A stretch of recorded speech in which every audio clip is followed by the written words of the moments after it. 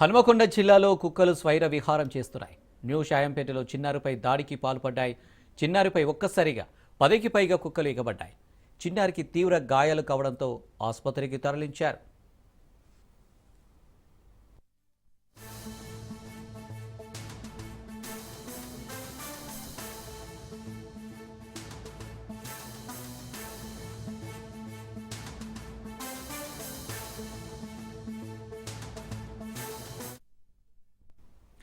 హన్మకొండ జిల్లాలో కుక్కలు స్వైర విహారం చేస్తున్నాయి. న్యూ షాయంపేటలో చిన్నారిపై దాడికి పాల్పడ్డాయి.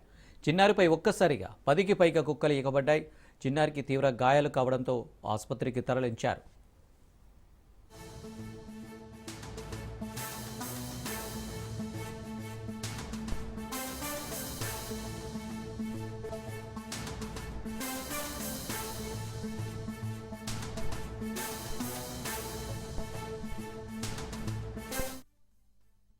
రెడ్డిగా చిన్నారిపై కుక్కల దాడికి సంబంధించి మరిన్ని డీటెయిల్స్ మా ప్రతినిధి చంద్రశేఖర్ అందిస్తారు. చంద్రశేఖర్.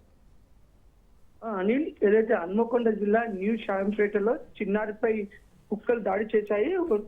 నడుచుకుంటూ వెళ్తున్న చిన్నారిపై అక్కడ అదుల సంఖ్యలో ఉన్న వీధి కుక్కలు ఒక్కసారిగా తనపై దాడి చేయడంతో అటుగా వస్తున్న వ్యక్తి ఆ కుక్కల్ని తరిమి వేసైతే ఆ చిన్నారిని అయితే కాపాడడం జరిగింది. ముఖ్యంగా ఒకవేళ ఆ వ్యక్తి రాకపోతే మాత్రం వీధి కుక్కల దాడిలో చిన్నారి ప్రాణాలు కోల్పోయే పరిస్థితి నెలకొని ఉంది.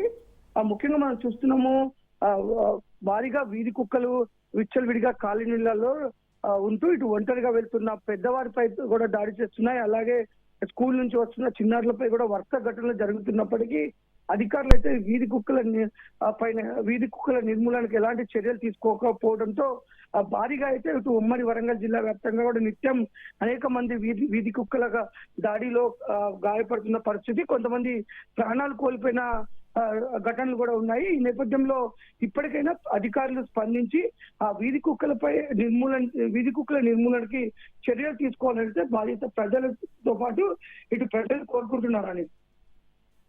Right Shekhar, thank you.